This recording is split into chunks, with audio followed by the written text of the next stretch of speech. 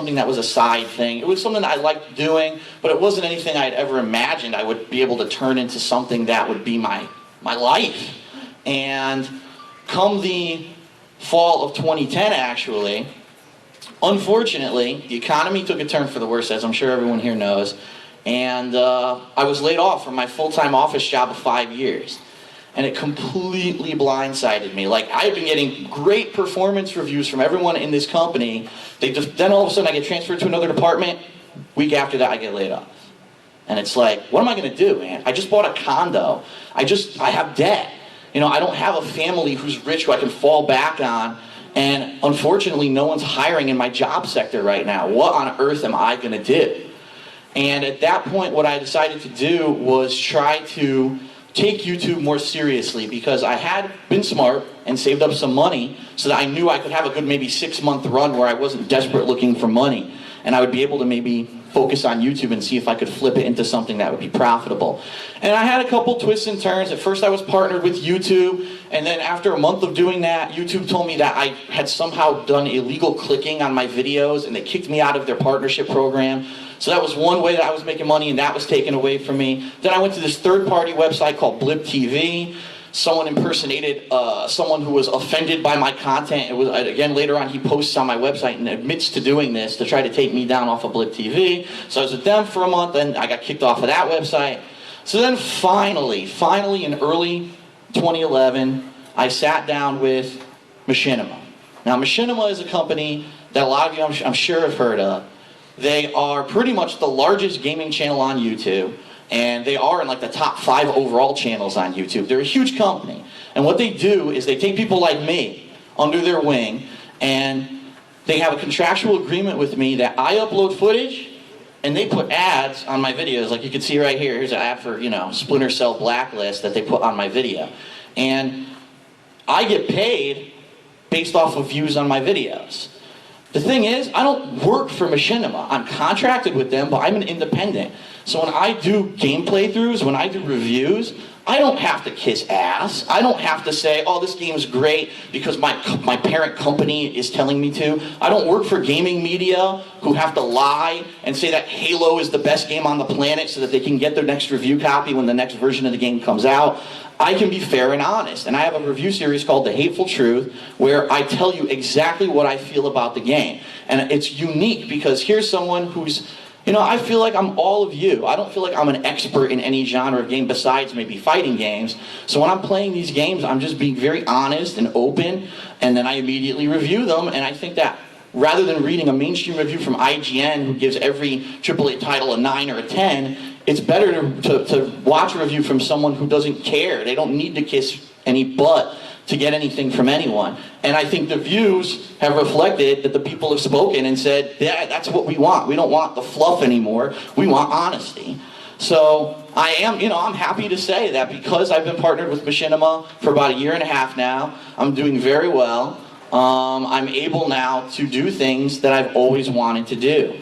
And one of the things that I always wanted to do was do a creative series, not necessarily something that's just a game playthrough, but something that's scripted, something that's interesting, something that's funny. And we finally had the opportunity to do that with Project 7. Project 7 is a series where it is a gaming comedy series based off of some things from my past. I've been doing this, like I said, since 2007, so they're longtime fans. We have inside references in the series all the time that the fans get. But for the most part, it can appeal to a mainstream person who's never even heard of me. It's just a story about someone who loves games, unfortunately got kidnapped by someone who hates them, forces them to play this really, really bad game that they hate, and it's about 2 friends trying to rescue this guy, and then eventually finding out that my gaming abilities have been stolen by this guy, and I need to go through all these gaming worlds to get them back.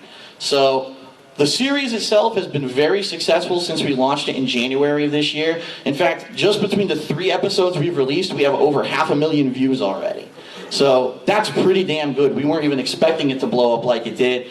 It has. It's been great, and we're really happy, and I hope that you guys, if you know, any of you have seen the episodes, that you enjoyed them. And so what we're going to do is we are going to show you the trailer for the next episode in this panel to give you a little taste, and I'm going to give you some info on when that'll be coming out. But before we do that, what I'd like to do was gonna turn it over to John Rambo and OJ to talk a little bit about what they do. Yeah, and myself, I don't know where he went. I know where the hell he went. And they're going to talk a little bit about what they do on your channel, John Rambo Presents, and I think he's in the bathroom or something. what they're all about. So, all right, friends, my name is John. I'm the person to blame for youtube.com/JohnRamboPresents and the upcoming StayBallsy.com. And over there we do a podcast, weekly podcast called The Show. And we interview various people in the entertainment world. We interview people such as Ellen McLean, the voice of GLaDOS, and some other folks I can't remember right now. We've also created our own series. It's called Schnozman and Hole Punch. It's about superheroes. Have you seen it, my friends? Yes. No one has seen it. That's okay. You'll see it today. In this series, there's original music that I created myself. We have some acting going on. We have costumes that are poorly made. We have professional voice acting in it. John Patrick Lauer, you may know him as the sniper in Team Fortress 2. He's actually does a voice. He plays Aquaman in our series. It's a great honor to have him. My friends, we're in store for a special treat here, all the way from Stamford, Connecticut. One of the greatest heroes in the world is here himself. Ladies and gentlemen, Hole Punch is here.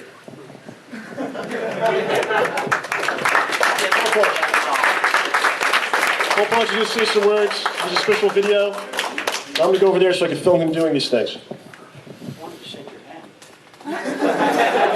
Love those gloves.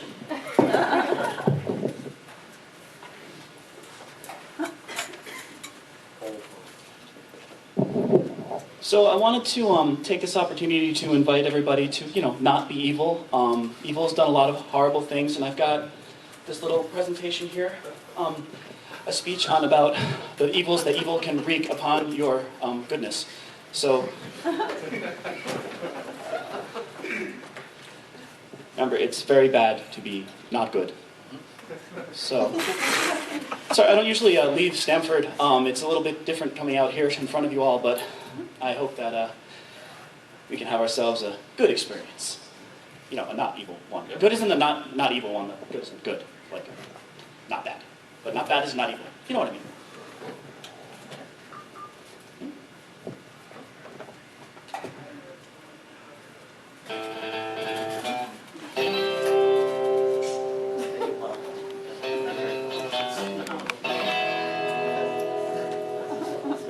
Evil. If it was a video game convention, you would be forced to leave your honesty and morals at the door. The booth babes would have no teeth, and you would only be allowed to cosplay as Satan, Lucifer, or Bob Saget. Yes, for I hate evil, and ever since it took the lives of my parents, I have dedicated my life to eradicating it from the earth. Unfortunately, it has not been a smooth ride, and I have failed at every turn. There was the time I fell into a dumpster and was trapped inside for several days. The time the police mistook me for a villain and beat me with clubs. The time I nearly caught those appliance thieves. Thank you, Raposa. And of course, my moment of darkness. On top of all that, I have been struggling to pay my bills. I filed a roommate wanted ad to help alleviate mortgage costs, and a rather cantankerous figure calling himself Schnozman invaded my home. He claims to be a former member of the League, but based on how he spends all day playing video games, destroying precious family heirlooms, and his constant web searches of hot women and goats porn, there's just no way that can be true. He's been at my house for several weeks, refuses to leave, and hasn't given me any rent, though he has shot his disgusting blue mucus into my mouth. The future. It lingers like a mysterious new bedfellow who would rather roll over and go to sleep than let its true intentions be known. What will be my destiny? Will I ever catch my first criminal? Will I ever see her again? Well, one thing is for sure. With my amazing plunger tool, I will not stop. I will not quit. And if evil wants to dance, well, let's bump and grind until it's swollen and bloody.